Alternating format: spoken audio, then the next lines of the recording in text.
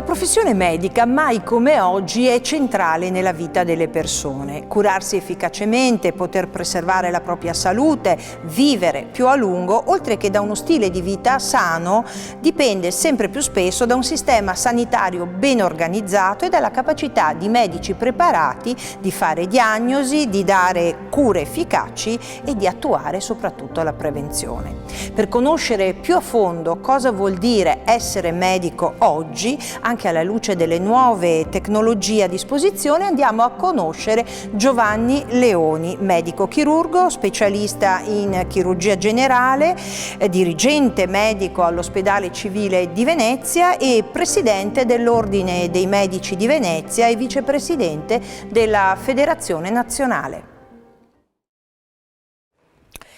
Il medico fa una professione delicatissima perché si occupa di preservare la cosa più preziosa che abbiamo, e cioè la salute. Mi sono sempre chiesta cosa spinga una persona a decidere di fare il medico. Per lei com'è andata? Fare il medico è una professione di aiuto, è un concetto che si sviluppa quando sei giovane, quando sei ragazzo. Personalmente, per quello che ho visto fare, per i miei cari, per mia madre che era cardiopatica, andavo spesso a trovare in ospedale quando ero ragazzino. E i medici con il loro camice bianco erano coloro che mi facevano riportare a casa mia madre o curavano i miei parenti e quindi avevano un'importanza molto particolare. Loro e quelli che venivano a curarti a casa, che erano i medici di medicina generale, con cui c'era un rapporto di una vita, praticamente di fiducia reciproca, per cui c'era il dottore, che era una figura sicuramente autorevole, ma soprattutto che era uno che portava il bene e la salute in una casa. Quindi la motivazione che spinge un giovane, un ragazzo a decidere di fare medicina, secondo lei è soprattutto, almeno nel suo caso, una motivazione profonda, personale, legata anche alle vicende della propria esistenza? Sicuramente poi l'emulazione, diciamo, cioè l'esempio, il desiderio di essere come alcune persone che consideri dotate di caratteristiche assolutamente desiderabili, e sono la molla più grande. A parte il fatto che, diciamo, mio padre mi ha detto scegliti il lavoro che ti piace di più e combatti per farlo, perché tanto la maggior parte della tua vita la passerai lavorando, quindi cerca di fare la roba che ti piace di più. Tanto vale fare un lavoro che ci appassiona e che ha un senso, no? Anche non solo per noi stessi, ma anche per le persone che ci stanno vicino. Diciamo che il lavoro del professionista è tale per cui alla fine diventa anche la tua passione preferita, a livello quasi di un hobby, nel senso che ti dai conto a te stesso anche le notti, i weekend, le giornate, cioè è quindi una cosa non ti accorgi di lavorare quasi, no? È una passione prima di un lavoro. Sì, è una passione molto forte, infatti ci sono tante persone che lavorano anche magari senza avere l'angoscia, diciamo, dello stipendio o del denaro, perché sono prese da quello che fanno. Il tuo ruolo, la tua professione, sono sicuramente la parte più importante. Senta, prima di scegliere la facoltà di medicina, che liceo, che scuola, insomma, che cosa ha fatto come percorso scolastico? Ma io ho fatto il liceo classico, la maturità con i Cavanis, che era un istituto parificato, dove erano tutti quanti religiosi con doppia laurea, classe singola, tutti maschi, la messa la mattina, era una roba abbastanza rigida, devo dire la verità. All'epoca poteva essere così. Ecco, oggi cosa consiglierebbe? Che magari percorso consiglierebbe in generale? Adesso ci sono delle possibilità incredibili e sono rimasto molto colpito dal fatto che i ragazzi che sono davanti al telefonino e al computer per divertimento loro, nella stragrande maggioranza dei casi, messi davanti al problema della lezione a distanza, diciamo in remoto, a un certo punto hanno desiderato ritrovare la socialità, tornare a scuola, tornare a vivere, fare la vita, diciamo, che si fa normalmente, che vuol dire anche incontrarsi e non stare semplicemente davanti a un monitor.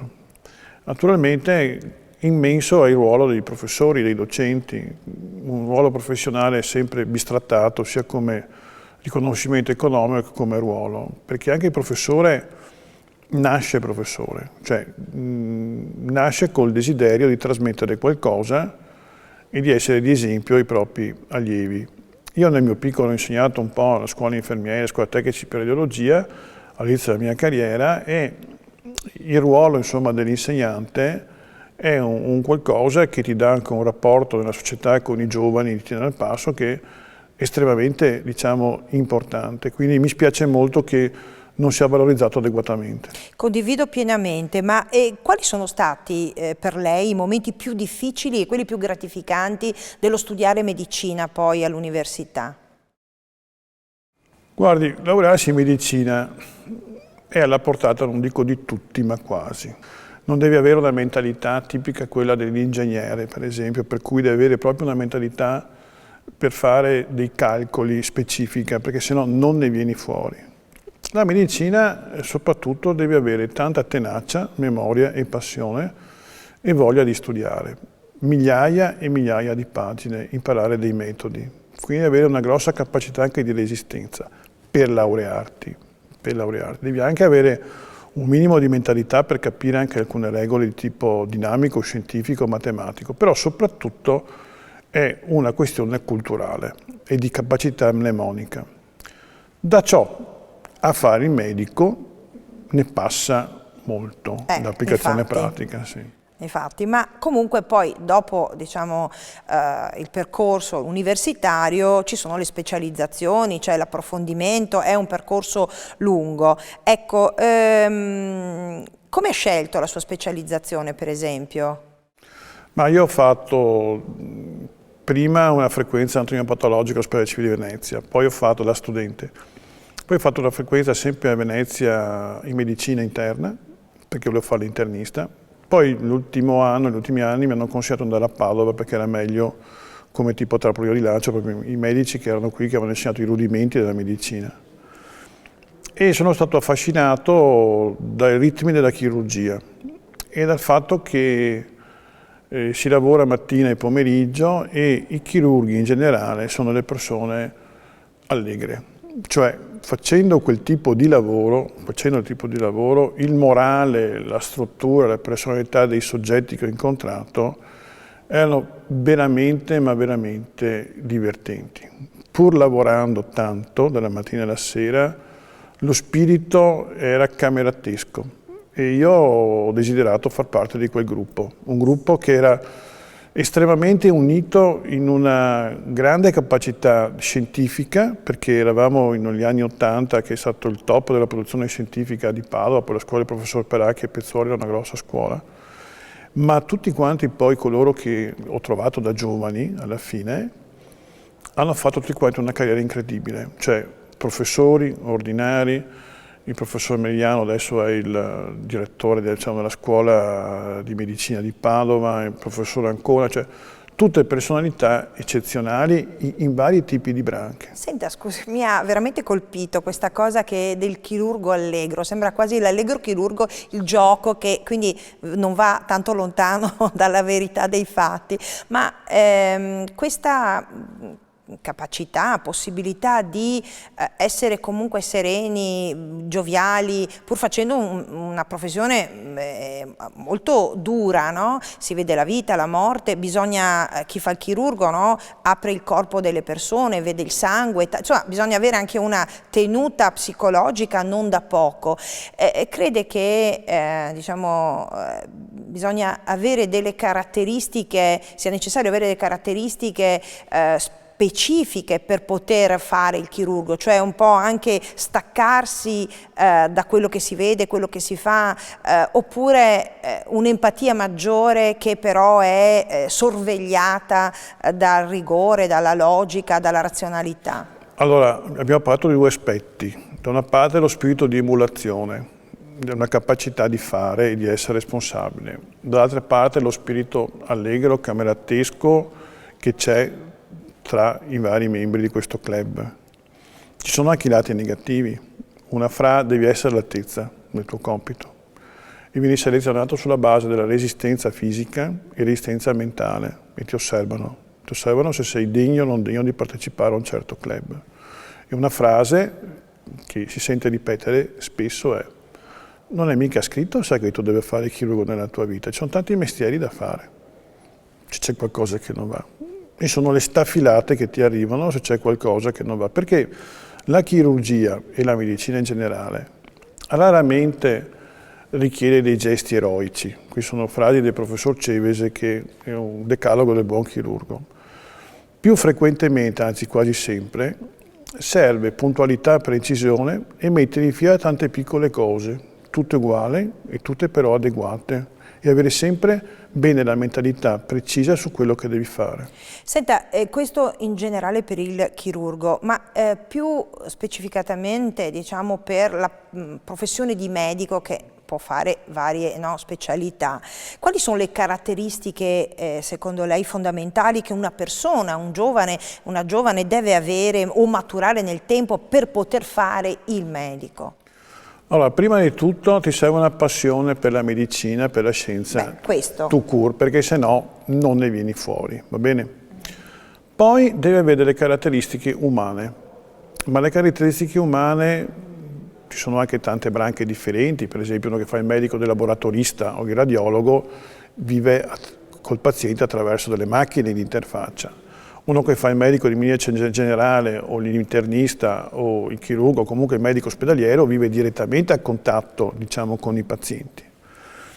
Quindi durante la fase della clinica tutti quanti noi studenti, diciamo, a un certo punto ci troviamo davanti ai malati. E poi sviluppi il rapporto con il malato nel corso della tua vita, che diventa sempre più parte di te stesso, e quindi devi essere empatico, nel senso che devi riuscire a sviluppare una capacità di comprensione e far capire all'altro che comprendi il suo stato, senza subirne le conseguenze, senza caricarti troppo delle emotività normalmente negative, perché sennò ti sarebbe impossibile svolgere il tuo ruolo. Certo, non facile. Ma dalla teoria alla pratica, secondo lei, dopo gli studi, quando veramente un medico diventa medico? Probabilmente quando riceve la capacità di essere autonomo, di avere un certo grado di autonomia, di prendere decisioni che alla fine devono comunque essere corrette, perché non puoi, diciamo, sbagliare in questo mestiere, e quindi c'è una fase in cui sei estremamente dipendente, diciamo, da quello che sono gli altri, che sono quelli più anziani di te, che ti controllano sistematicamente. Probabilmente uno dei passaggi cruciali è stato quando ho fatto il medico di guardia per la prima volta in clinica chirurgica, ma anche quando ho vinto il mio primo concorso in ospedale ho fatto il medico in pronto soccorso. Pronto soccorso che è una branca estremamente particolare. Ed è una palestra fondamentale. Devi arrivarci già preparato, non puoi arrivarci, diciamo, nudo e crudo al pronto soccorso, devi avere già un background culturale importante perché sei da solo. Ci può essere un primario, ci può essere un collega nell'altra stanza, ma non puoi chiedere sistematicamente all'altro. Quindi sei tu con le tue decisioni. Sì, il pronto soccorso è molto particolare perché per una valanga di situazioni, per fortuna normalmente tipo medio-piccolo, organizzativo, problematico, uno riesce già a cavarsela da solo e ha un'enorme soddisfazione perché vede i risultati direttamente che dipendono da lui stesso. Senta, a proposito di questo, oggi la TV dedica ai medici quintali di serie come ai cuochi per certi aspetti, no? E serie televisive che raccontano la vita all'interno degli ospedali, proprio nelle sale operatorie, per non parlare poi dei reality che ci raccontano, no? Come cambia il corpo a colpi di bisturi, come si dimagrisce, eccetera, eccetera. Ma com'è in realtà la vita in corsia? Com'è la sua giornata nella realtà non romanzata che vediamo spesso rappresentata? Diciamo che le ultime serie dei telefilm americani come Emergency Room, Scrubs o Grey's Anatomy sono, diciamo, abbastanza rispondenti per quanto riguarda i ritmi americani televisivi a quella che è la realtà, perché mettono tante anche problematiche reali. Le serie italiane di telefilm sono più chiaramente edulcorate, hanno fatto anche queste. In realtà, diciamo, esiste una dedizione al dovere e un senso di responsabilità assolutamente uniforme per la categoria. Cioè la responsabilità dei pazienti ce la sentiamo tutti sulle spalle, e prova ne è stata che anche durante il periodo Covid, diciamo, in particolare noi siamo arrivati a oltre 350 medici caduti, che sono pubblicati sul sito della Federazione Nazionale, equamente distribuiti tra medici ospedalieri, medicina generale e territorio, anche alcuni dentisti, perché hanno continuato tranquillamente a fare il loro mestiere, anche in carenza di protezioni individuali. Un fenomeno capitato praticamente solo in Italia, in maniera così importante. Infatti mi telefonavano, come mi passavano interviste per quanto riguarda l'estero, tramite il Presidente Anelli, perché tutti volevano capire, soprattutto nel primo lockdown, perché morivano tutti questi medici in Italia. È un fenomeno che è andato avanti lo stesso. Quindi la dedizione al paziente, tra virgolette, fino all'estremo sacrificio come idealismo è dimostrata, non è che ce la dobbiamo inventare, basta guardare, perché nessuna categoria ha pagato un prezzo così alto per continuare a fare semplicemente il proprio lavoro, costi quello che costi, che è una battuta molto importante, diciamo, da parte del Premier Draghi rispetto a problematiche economiche, no? Invece noi abbiamo utilizzato questo su problematiche di tipo etico.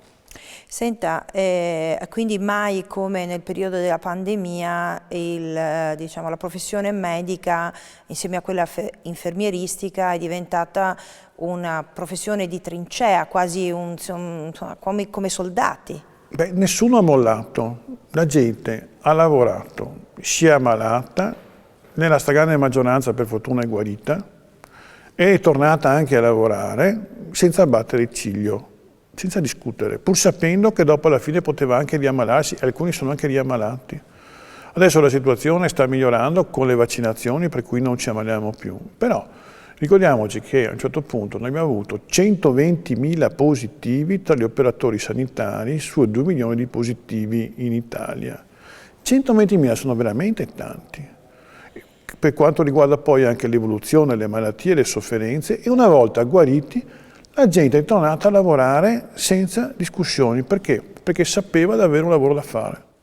Senta, affrontare gli esseri umani nei momenti critici della vita, no? Soprattutto quando si parla di malattie, talvolta anche nella morte, è la cosa più difficile umanamente, anche per un medico di lungo corso come lei. Come si affronta il dolore dell'altro facendo la sua professione? Prima lei ne ha accennato, no? Bisogna essere empatici, però non farsi risucchiare probabilmente dal dolore, no? Dal male. E quindi come si può creare un equilibrio nella vita di tutti i giorni facendo un mestiere, abbiamo parlato di pandemia, così difficile? Non ti insegnano come si fa. In realtà lo vedi fare da altri, lo vedi fare dai colleghi più anziani di te, quando sei più giovane, di come ci si deve comportare. Il rapporto è sistematicamente tra maestro e allievo. Alcune cose vengono dette direttamente, alcune cose vengono viste e tu ne prendi atto. In realtà non c'è un libro che ti spiega come ci si comporta. Esiste una quota parte importante di sintomatologia, diciamo, clinico e anatopatologico, terapeutico. Sul comportamento, diciamo, moltissimo, qualcosa sta facendo adesso, come etica di comportamento, ma moltissimo tu lo impari sul campo, sulla formazione che tu hai avuto, a scuola, sulla formazione della tua famiglia. Alla fine tu poggi molto su quello che è la tua educazione e il rispetto delle persone. Quello che sei tu, insomma, in qualche modo. Se ti hanno insegnato bene a rispettare le persone, poi è più facile, diciamo, anche approcciarsi a quello che è il mondo del malato, che è una persona che alla fine si affida a te e tu devi essere degno della sua fiducia.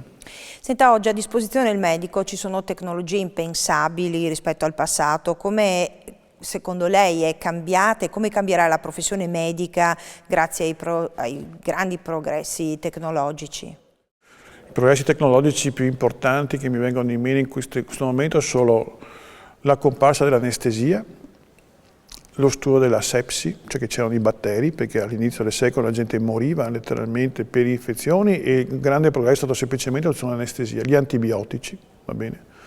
Più di recente i vaccini come liberazione da terribili epidemie che decimavano la popolazione mondiale e adesso le parti più tecnologiche, ovviamente le apparecchiature come la chirurgia laparoscopica, ma come anche la diagnostica di laboratorio, ma come anche tutto quello che è evoluzione e telemedicina, che si interpone tra quello che è il medico e il malato, anche nelle parti negative, perché il medico, soprattutto il medico di medicina generale, ma anche il medico ospedaliero, passa moltissimo tempo davanti al computer per riuscire a sistemare le cose e bisogna avere dei programmi sempre più friendly, sempre più facili da adoperare, perché sennò ti portano via troppo tempo per quanto riguarda la cura del paziente.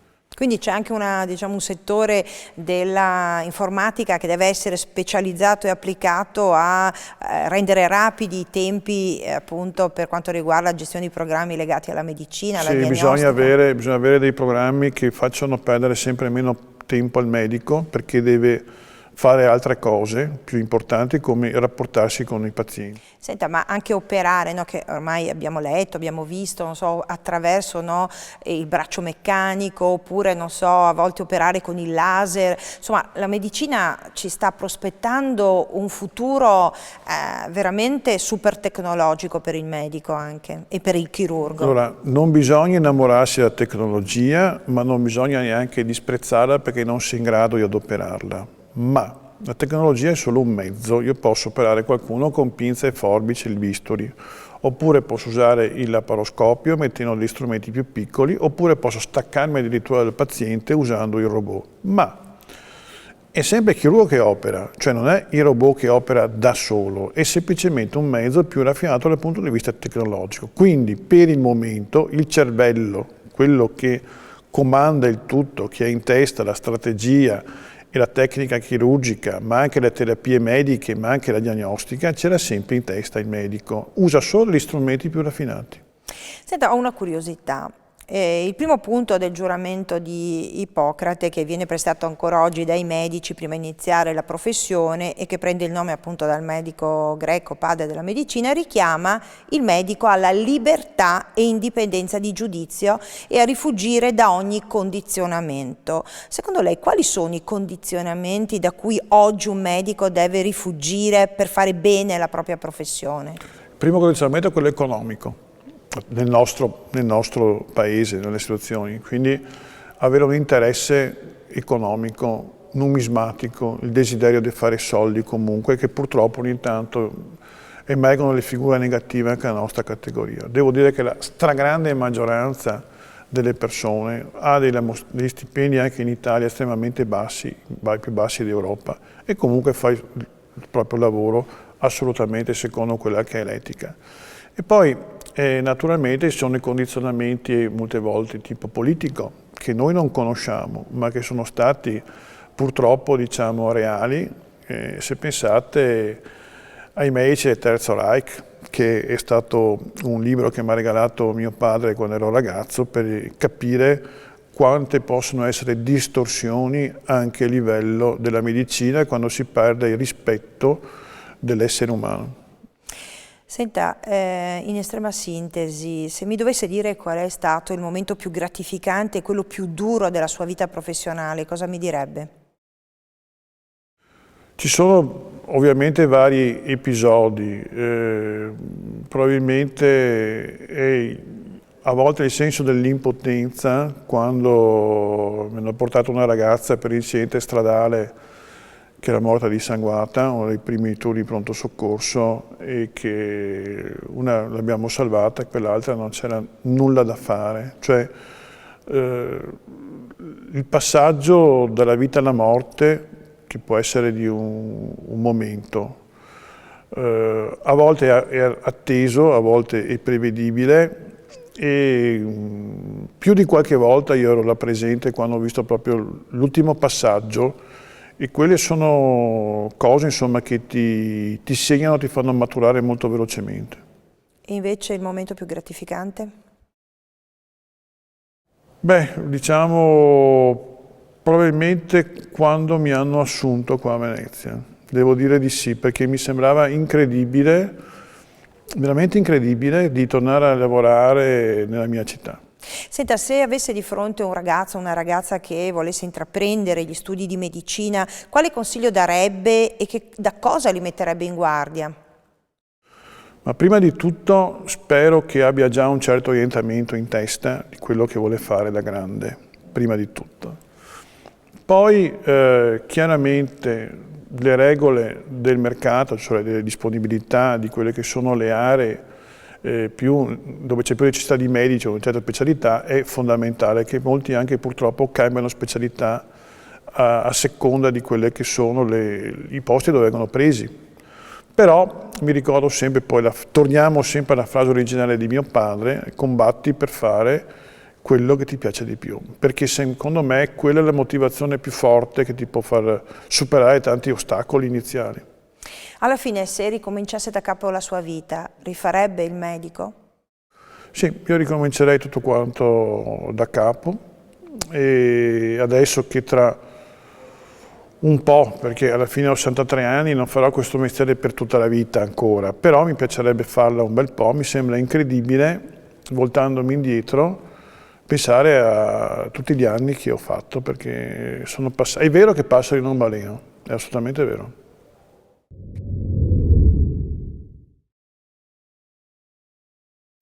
Il periodo della pandemia è stato praticamente momento storico che credo non potrà essere così facilmente rimosso, no? Soprattutto per quanto riguarda la professione medica, quello che è accaduto. Parlavamo delle vittime nel campo appunto medico, e parlavamo anche della dedizione assoluta con cui gli operatori sanitari hanno lavorato in tutti i mesi in tutto il periodo di trincea di questa vicenda che ha sconvolto il mondo, e di questa appunto virus che ha fatto morire milioni di persone. Ecco, allora quello che vorrei capire è, secondo lei, si è sentito un po' di tutto, no? Su questo virus, si è in qualche modo inizialmente fatte delle teorie, poi insomma ci sono date delle spiegazioni. Lei che idea si è fatto? Questa cosa che ci è capitata addosso avrà una spiegazione poi in futuro, nel senso è una cosa naturale, una cosa di laboratorio, insomma si è sentito di tutto. Sì, ci sono molte teorie, diciamo, attualmente in campo, tra cui anche il fatto che il virus non sia un'evoluzione naturale, ma sia una cosa coltivata o una fuga da un laboratorio. Saranno gli scienziati poi alla fine a scoprire, a dirci questa verità, difficile verità. Nei prossimi mesi, forse nei prossimi anni, chi lo sa. Sta di fatto che noi abbiamo un virus mutante estremamente intelligente per quanto riguarda i pochi incarichi che ha, cioè riprodursi e sopravvivere e adattarsi all'ospite. Normalmente i virus fanno così perché se uccidessero, diciamo, l'ospite non morirebbero neanche loro. Quindi c'è un adattamento da parte dei virus. Adesso però, piuttosto che questa evoluzione, diciamo, normale delle altre infezioni, dell'influenza per esempio, o di altre situazioni, viviamo più la problematica delle varianti, perché questo è un virus che muta con una facilità maggiore rispetto a quello dell'influenza oppure della SARS oppure di altri virus in passato. E quindi è un'entità nuova, tutta quanta da scoprire, anche come tipo di sintomatologia e evoluzione e anche come esiti, perché le problematiche più grosse sono anche di capire come andranno i sopravvissuti che hanno vissuto dei danni particolarmente importanti ai vari apparati, prima di tutto l'apparato respiratorio e quello neurologico. Quindi È tutta una storia in evoluzione adesso per capire come sarà il futuro. Se il vaccino si dimostrerà adeguato, e pare che lo sia perché sono crollate le infezioni sia a livello degli operatori sanitari sia a livello degli anziani delle case di riposo. L'età media si è abbassata molto per quanto riguarda i ricoverati, andiamo tra i 60 e i 50 anni adesso quelli che sono in terapia intensiva o in subintensiva, perché non sono ancora vaccinati. Man mano stiamo proprio facendo una vaccinazione anche per tutte quante le decadi di vita. Non è lontano il momento in cui questa situazione sparirà. Basta guardare cosa succede a Gibilterra. Gibilterra è un piccolo paese, anglofoni, collegati con la Gran Bretagna, lì sono tutti vaccinati, 100% vaccinati. Sono 32.000, molto pochi in realtà.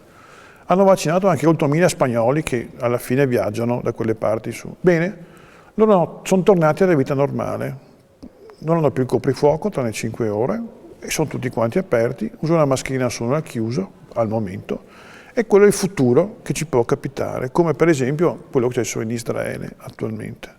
Quindi il futuro è venire fuori da questa pandemia in una maniera o nell'altra e ci arriveremo con i vaccini.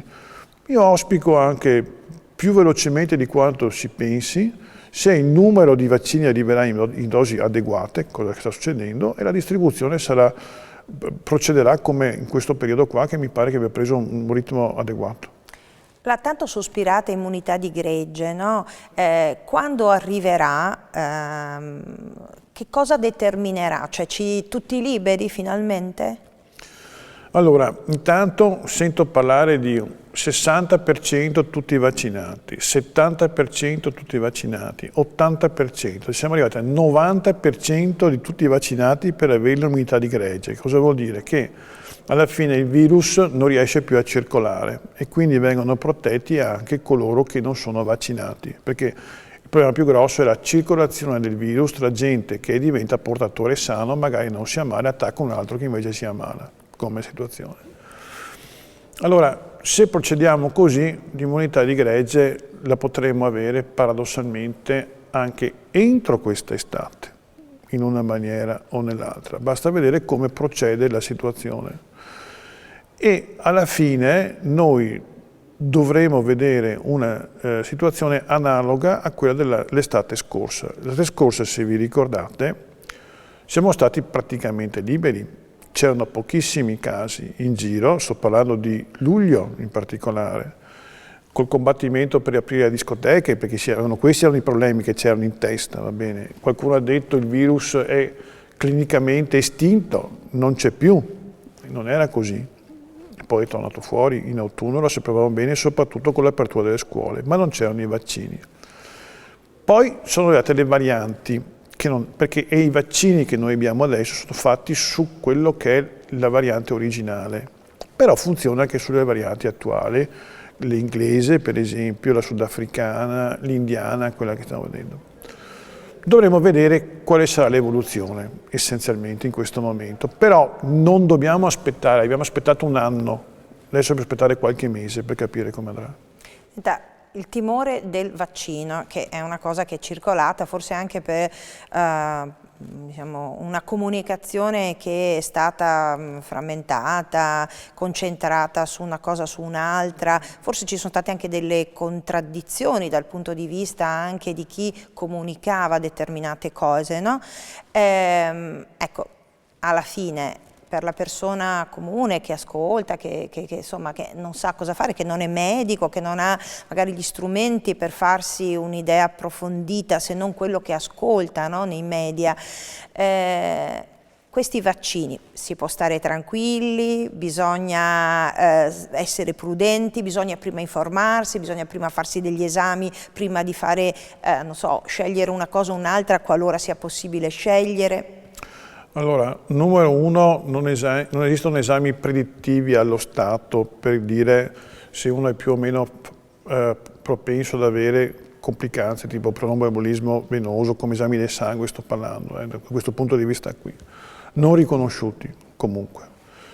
L'incidenza di fattori tromboembolici, di complicanze, è assolutamente risibile, d'accordo? rispetto a quelli che sono i vantaggi. Tutti quelli che sono morti in Italia hanno fatto le autopsie, i 7 originari, e ricordiamoci di quelli che sono deceduti subito dopo le vaccinazioni o comunque correlati alle vaccinazioni, in nessun caso, diciamo, si sono trovate correlazioni. Per quanto riguarda AstraZeneca, gli studi in Inghilterra hanno dato un'incidenza inferiore per quanto riguarda il tromboembolismo rispetto al tromboembolismo che capita lo stesso nella popolazione non vaccinata normale, perché noi dobbiamo a un certo punto paragonare quelle che sono le complicanze, i fattori, l'ictus, gli infarti che ci sono nella popolazione normale, storicamente, va bene che adesso man mano tutti quanti vengono vaccinati, e poi il ceppo che è vaccinato che diventa sempre più grande questo insieme di vaccinati. Quindi non esistono allo stato dimostrato delle correlazioni, esiste infatti invece il fatto che la gente non muore più, non si ammala più, che mi pare un attimino più importante come situazione da considerare, oltre al fatto che progressivamente non ci sono più i morti nelle case di riposo che sono stati caratteristiche della prima ondata. La gente deve concentrarsi su questi risultati qua, perché se no, se dopo si guardano solo l'unico caso negativo su un mare di situazioni positive, si ha proprio un'immagine falsata della realtà. In generale, nella storia delle epidemie che hanno colpito gli esseri umani, si è visto che l'arco di evoluzione, di vita e di morte di un virus, chiamiamo così, è di circa 2-3 anni, cioè se si guarda dalle pesti che hanno colpito gli esseri umani nelle epoche dal Medioevo in poi alla spagnola, invece l'influenza che ha colpito appunto il mondo ai primi del Novecento, più o meno quello è l'arco temporale. Quindi questo virus che ha colpito, questa pandemia che ci affligge, verosimilmente avrà lo stesso arco temporale, vaccini o non vaccini in aiuto? C'è una grande differenza. Una volta la gente viaggiava di meno, adesso la circolazione è mondiale. Quindi le pandemie del passato erano circoscritte anche in determinati continenti, anche se la gente si muoveva, ma molto meno. Se ci ricordiamo, all'inizio ci eravamo illusi sul fatto che chiudendo gli aeroporti l'infezione restasse in Cina. Poi siamo stati noi i primi, anzi eravamo gli untori d'Europa, l'Italia e la Cina, le uniche aree diciamo rosse con il virus, e poi è arrivato quello che è arrivato. E la gente pensava di rimanere pulita. È arrivato anche in Australia il virus. Allora, il problema è questo qua. Si guarisce tutti insieme o si perisce tutti insieme? Non ci sono vie di mezzo. Il fatto che Biden di recente abbia proposto in maniera decisa la liberalizzazione del vaccino, cioè la chiusura di quello che è il percentuale di soldi per quanto riguarda i diritti di produttività, hanno guadagnato già abbastanza soldi, penso, quando le case farmaceutiche si sono fatte dell'impegno, per dare la possibilità di dare i vaccini, d'accordo, come sabi, come grandi scienziati che non hanno preso una lira, d'accordo, dei loro brevetti, non hanno brevettato il virus della polio, per esempio, d'accordo, perché volevano assolutamente dare la possibilità a tutti i bambini del mondo di guarire dalla loro malattia. Allora a questo punto credo che le case farmaceutiche, le major farmaceutiche abbiano preso abbastanza soldi, d'accordo, e quindi devono dare la libera produzione di vaccini nei vari siti, perché anche l'India, l'America del Sud, l'Africa devono guarire, perché se no arriveranno ceppi e varianti, d'accordo, di ritorno in Europa e si ricomincia tutto quanto da capo. Quindi dobbiamo guarire tutti in progressione, se no non ne veniamo fuori.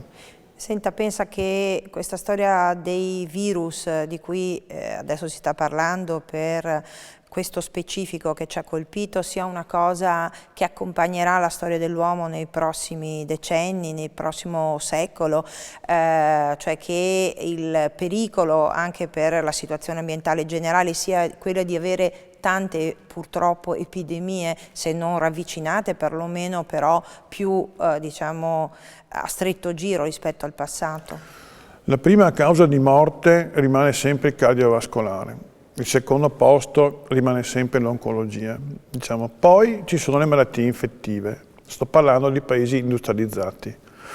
In realtà le malattie infettive nei paesi non industrializzati erano sempre la prima causa di morte. Sto parlando per esempio dell'Africa o dell'India, d'accordo, tanto per capirsi.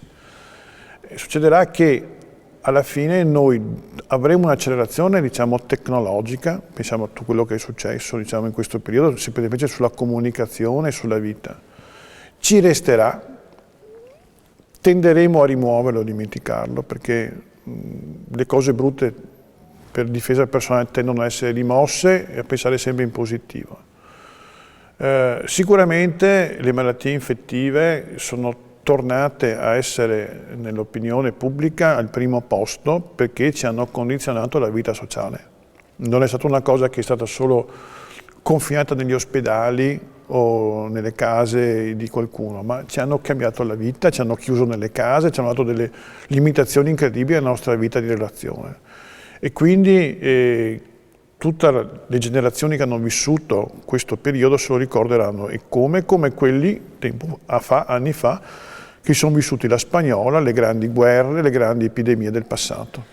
Senta, la ricerca è fondamentale in medicina. Secondo lei, in sintesi, quali saranno i principali progressi che vedremo nei prossimi decenni grazie anche alle grandi scoperte tecnologiche, alla ricerca che in questo anche momento di pandemia è cresciuta, no? Nei ritmi, nei tempi, e anche grazie alla nuova generazione di medici che si formeranno? Beh, sicuramente la telecomunicazione ha avuto un impulso incredibile, certi programmi sono passati da 1 milione di utenti a 1 miliardo di utenti. Per quanto riguarda la videoconferenza è diventata un mezzo di comunicazione alla portata di tutti che mi hanno adoperato in maniera sistematica. Però l'evoluzione informatica anche di interscambio per quanto riguarda le informazioni non deve far passare in secondo piano quelli che sono i rapporti umani, i rapporti fra persone, la coscienza del debole, l'interesse per il più debole che non ha tutte le tecnologie e tutte le possibilità economiche e che deve guarire anche lui, perché se non guarisce anche lui, dopo egoisticamente la gente dovrà anche ricordarsi, se non ha il senso diciamo etico, che dopo muoiono anche loro di ritorno.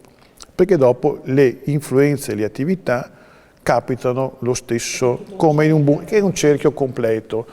Bruciare la foresta amazzonica non è una cosa che interessa solo i brasiliani perché tanto sono distanti da noi.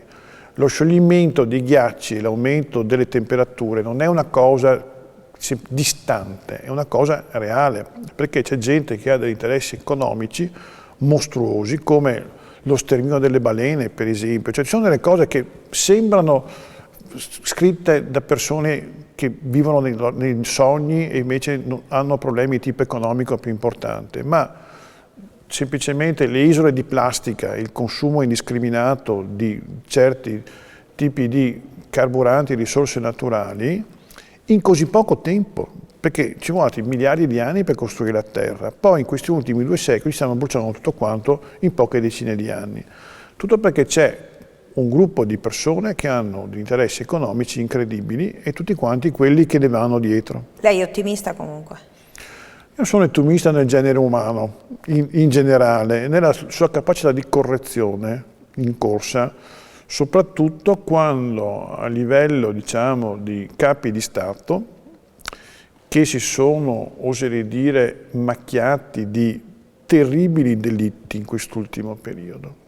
La politica ha fatto una fatica mostruosa ad accettare che c'era una pandemia.